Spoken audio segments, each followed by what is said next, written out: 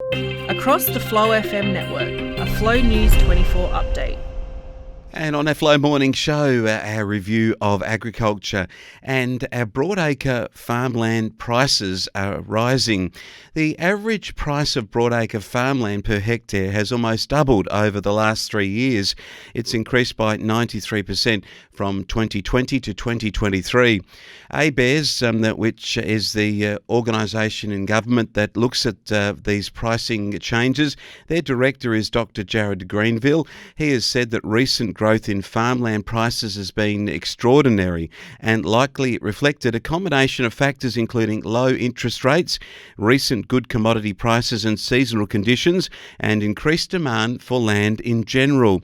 The medium farmland prices have grown most in the high rainfall zone, with increasing 125% over the last 3 years. That's about $9,000 per hectare. Price growth in the wheat sheep zone is also strong, increasing 80% over the same period, with about $3,500 a hectare. And one has to look at it coming off the lower base. The average price for pastoral land is increased by 130% since 2020, reaching $1,528 per hectare in 2023.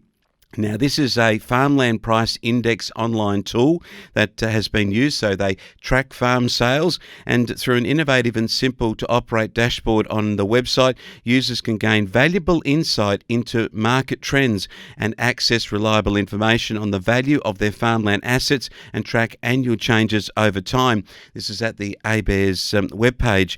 So there's the question of reasoning behind this. Interest rates have now grown, so does that mean that the price of land and the increase will slow? What is the implication of foreign investment? We heard from various politicians, including the Senator from South Australia, Alex Antic.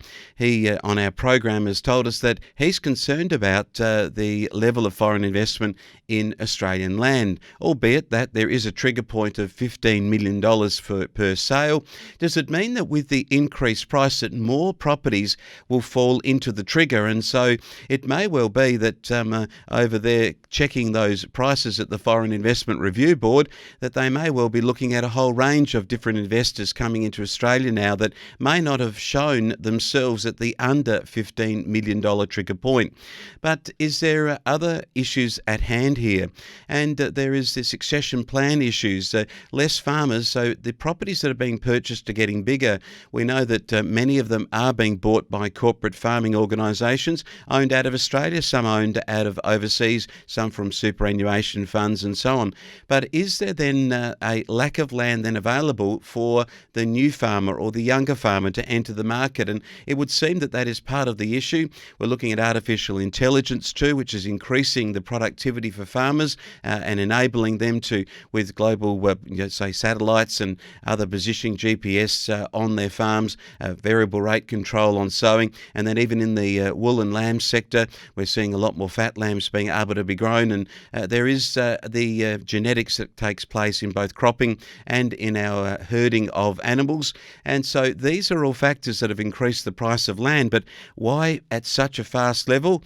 Well, one would seem to think that there are players involved in the game that are not the local family farmers, and that has taken the price up significantly. Will the increase in interest rates slow down those investors?